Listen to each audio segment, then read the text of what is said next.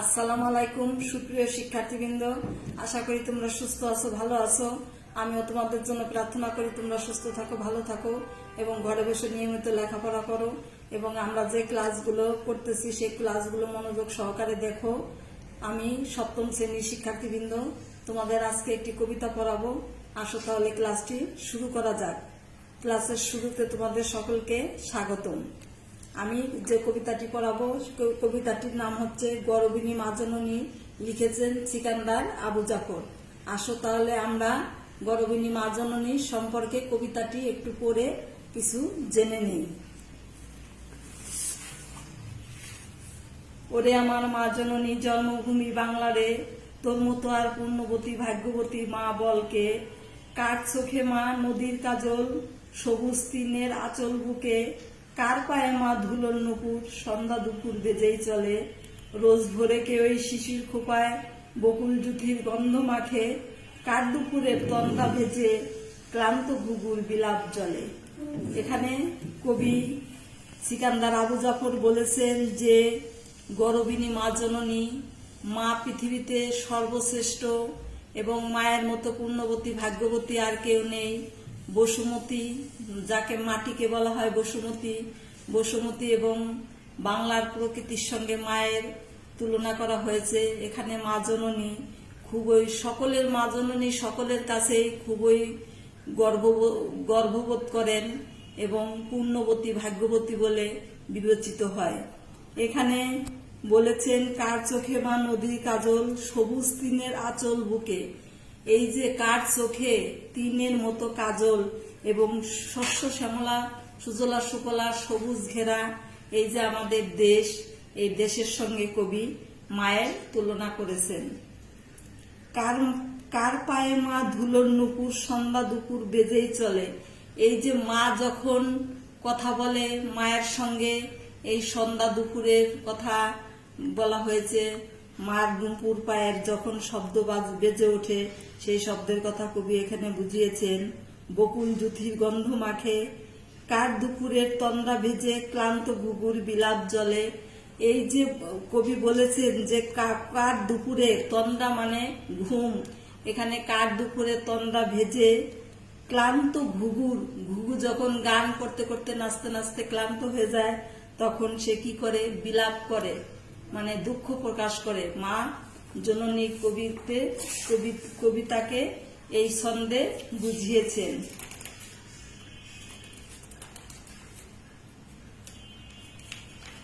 তাহলে আমরা গরবিনী মা জননী কবিতাটি পড়লাম, বাকি অংশটুকু আমরা পড়ে জেনে দেখি এখানে কি আছে। কামার কুমোর জেলে চাষি, বাউল মাঝি ঘর উদাসী। কার ছেলেরা নিত্য হাজার, মরণ দণ্ডে মরণ মারের দণ্ড গানে।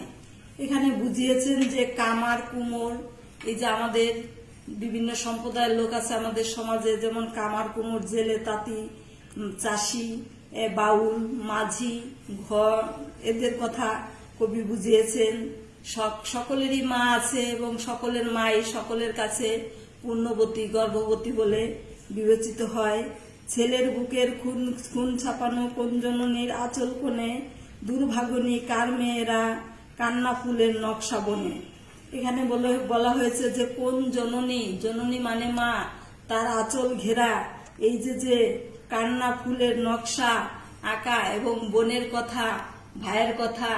এখানে বলা হয়েছে মার কোলেই ভাই বোন জন্মগ্রহণ করে, সেই মা জননীর কথা এখানে বুঝিয়েছেন। সেই মাকে যার হাজার হাজার মা নাম ডাকা পাগল ছেলে, মায়ের নামে ঝাঁপিয়ে পড়ে ভয়ঙ্করের দুর্বিপাকে।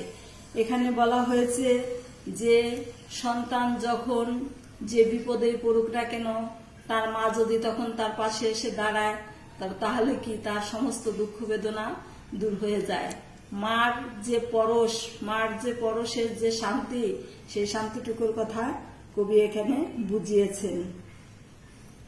কার ছেলে মা উপড়ে ফেলে বুকের ফাঁসি শাসন করা, দুঃখের ধূপে সুখ পুড়িয়ে কার ছেলে মুখ উজ্জ্বল রাখে।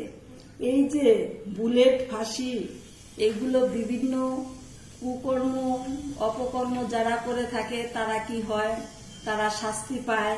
এই শাস্তির ফলে মায়ের যে ধূপ জেলে গন্ধ বেরিয়ে ধূপের যে একটা সুগন্ধ আছে, সেই সুগন্ধের সাথে কার ছেলে এখানে উজ্জ্বল করে রাখে মুখ, সে কথা কবি বুঝিয়েছেন। তাই তুই তো মা, সে মা, ও মা তুই তোরে সেই গরবিনী, রক্তে ধোয়া সরোজিনী, যুগ চেতনার চিত্তভূমি, নিত্যভূমি বাংলারে।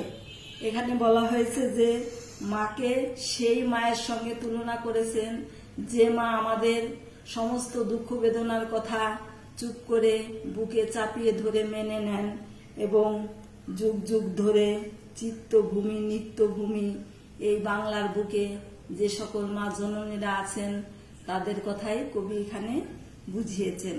তাহলে বন্ধুরা, আমরা এত সময় গরবিনী মা জননী কবিতাটি পড়লাম, পরে আমরা কি বুঝতে পারলাম এবং এখান থেকে আমরা কি শিখতে পারবো সেই সম্পর্কে আমরা শিখন ফল সম্পর্কে আমরা কিছু জেনে নিই। আমরা এই কবিতাটি পড়ে কি শিখতে পারবো? স্বদেশ চেতনা সম্পর্কে বলতে পারবো। 2 নম্বরে স্বদেশের জন্য বাংলা মায়ের বীর সন্তানদের আত্মত্যাগ সম্পর্কে ব্যাখ্যা করতে পারবো। দেশমাতার প্রাকৃতিক সৌন্দর্য সম্পর্কে বলতে পারবো। আমরা এই শিখন ফলগুলো শিখতে পারবো কবিতাটি পাঠ করে। আসো তাহলে এবার আমরা একটু কবি পরিচিতি সম্পর্কে জেনে নেই। সিকান্দার আবু জাফর তিনি কি ছিলেন তার সম্পর্কে আমরা কিছু জানবো। সিকান্দার আবু জাফরের জন্ম 1919 খ্রিস্টাব্দে সাতক্ষীরা জেলায় তিনি জন্মগ্রহণ করেন। তার মৃত্যু হচ্ছে 1975 খ্রিস্টাব্দে তিনি মৃত্যুবরণ করেন। তার ব্যক্তি জীবন, তিনি একজন বিশিষ্ট কবি, নাট্যকার ও সাংবাদিক ছিলেন। পাকিস্তানি শাসন ও শোষণের বিরুদ্ধে তিনি সক্রিয় ভূমিকা পালন করেছেন। তার উল্লেখযোগ্য সাহিত্যকর্ম, তার কাব্যগ্রন্থ হচ্ছে প্রসন্ন, প্রহর, তিমিরাস্তিক, বাংলা, ছাড়ো প্রভৃতি। তার নাটক, তার বিখ্যাত নাটক হচ্ছে সিরাজউদ্দৌলা। উৎস, কবিতাটি বাংলা ছাড়ো কাব্যগ্রন্থের অন্তর্গত। আমরা কবি পরিচিতি সম্পর্কে জানলাম। এখন আসো বন্ধুরা, আমরা কিছু ছোট কাজ করি। আমরা এখন একক কাজ করব। একক কাজ করার জন্য তোমরা খাতা কলম নিয়ে বসো এবং একক কাজের প্রশ্নগুলো লিখে নাও। একক কাজের প্রশ্নের উত্তর তোমরা লিখে রাখবে এবং স্কুল খোলার পরে আমাকে এই একক কাজের প্রশ্নের উত্তরগুলো দেখাবে। যদি কোনোটা না পারো তাহলে লিখে রাখবে, আমাকে পরে প্রশ্ন করবে, আমি তোমাদের বলে দিব। একক কাজের প্রশ্ন হচ্ছে, মায়ের আঁচল কোণে কি লেগে থাকে? মায়ের আঁচল কোণে কি লেগে আছে বা থাকে, যাই হোক একটা লিখো। গরবিনী মা জননী কবিতায় দুর্ভাগিনী মেয়ে বলে কাদের বোঝানো হয়েছে? 3 নম্বর প্রশ্ন, আমরা অপমান সইব না কে বলেছেন? 4 নম্বর প্রশ্ন হচ্ছে, আমরা চেতনা, উদ্দীপকের চেতনা নিচের যে চরণে বিদ্যমান আছে সেগুলো দেখো। যে কার ছেলেরা নিত্য হাজার মরণ মারের দণ্ড মানে, এটা বলতে কি বোঝানো হয়েছে? এই 3-4টা হচ্ছে তোমাদের বাড়ির কাজ, একক কাজ। তোমরা এই একক কাজগুলো করে নিয়ে আসবে, প্রশ্নগুলো লিখে নাও। এর মাঝে আমরা একটু বন্ধুরা তোমাদের আরেকটা দলীয় কাজ দিব। সেই দলীয় কাজটা তোমরা ঠিক একইভাবে করবে। তোমরা খাতা কলম নিয়ে বসো এবং দলীয় কাজের প্রশ্নটি তোমরা লিখে নাও। দলীয় কাজের প্রশ্নটি হচ্ছে, কবিতায় কিসের আঁচলের কথা বলা হয়েছে? দলীয় কাজের প্রশ্নটি হচ্ছে, কবিতায় কিসের আঁচলের কথা বলা হয়েছে? 2 নম্বর প্রশ্ন, কবি ভাগ্যবতী পূর্ণবতী কাকে বলেছেন? এই 2টো প্রশ্নের উত্তর তোমরা অবশ্যই দলীয় কাজে লিখে নিয়ে আসবে। যেহেতু আমরা শ্রেণীকক্ষে নেই, সেহেতু বাসায় বসে একা একা এই কাজগুলো করতে হবে। তোমাদের বড় ভাই বোন বা মা বাবার সাহায্য নিয়ে কাজগুলো করে আনতে পারো।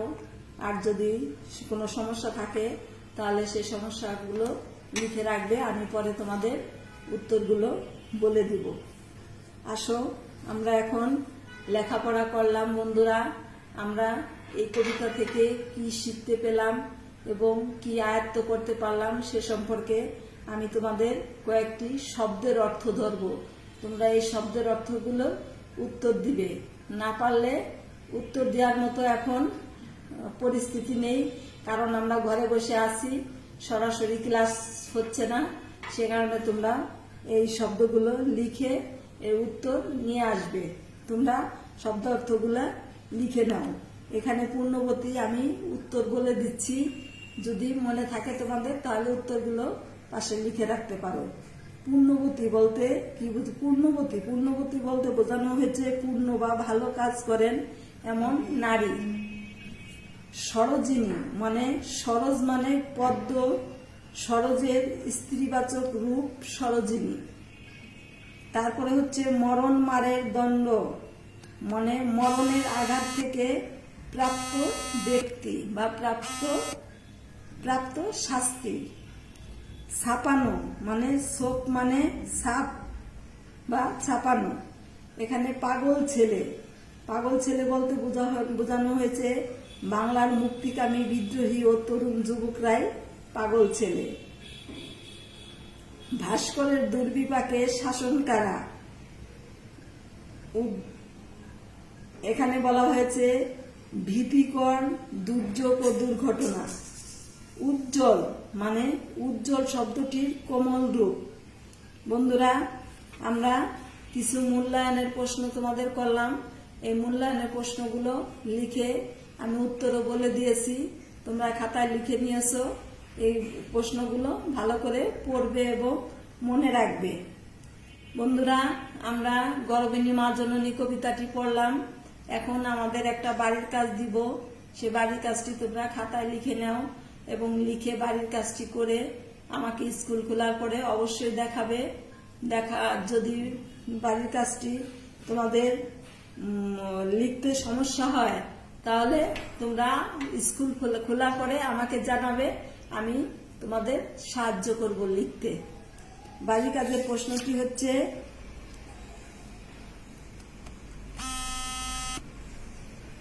পূর্ববর্তী কোন শ্রেণীতে পড়া তোমার ভালো লাগা কোনো স্বদেশ প্রেমের কবিতা সম্পর্কে তোমার অনুভূতি কি লিখে আনবে। আমি প্রশ্নটি আবার বলছি, তোমরা শুনে নাও। পূর্ববর্তী কোন শ্রেণীতে পড়া তোমার ভালো লাগা কোনো স্বদেশ প্রেমের কবিতা সম্বন্ধে তোমার অনুভূতি কি লিখে আনবে। এই প্রশ্নটির বাড়ির কাজ তোমরা করে নিয়ে আসবে। বন্ধুরা, আমার ক্লাস এখন শেষের পর্যায়ে। আমি আগামীতে তোমাদের জন্য ভালো কিছু নিয়ে আসব। আমি আশা করি সে পর্যন্ত তোমরা সকলে সুস্থ থাকো, ভালো থাকো এবং আমার জন্য প্রার্থনা করো আমি যেন সুস্থ থাকি, ভালো থাকি। তোমরা নিয়মিত লেখাপড়া করো, মনোযোগ সহকারে পড়াশোনা করবে, এ কামনা করে আমি তোমাদের সকলকে ধন্যবাদ জানালাম। ধন্যবাদ।